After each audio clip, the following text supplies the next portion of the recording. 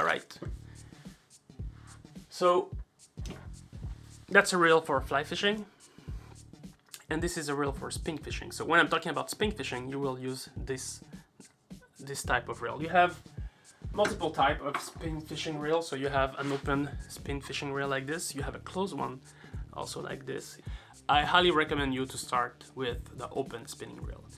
And while the closed spinning reel is easier to use, you know, I'll usually keep this one for guests that usually don't fish often, or kids, children, and they're great. They're very easy, simple to operate.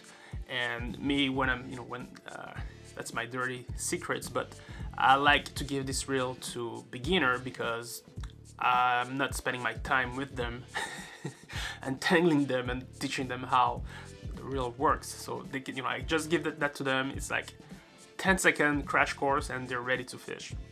Well, this one is a little bit more tedious, and you know, you have a little bit more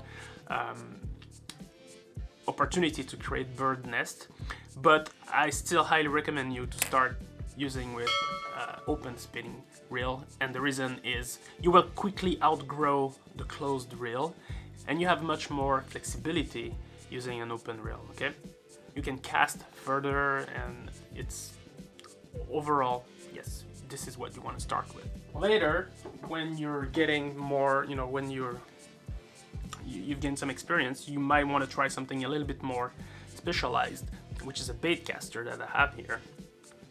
And this is great. You know, it has it's first, you know, the size of it, the weight of it, and the casting distance and the precision of your cast is also increased when you use a reel like this.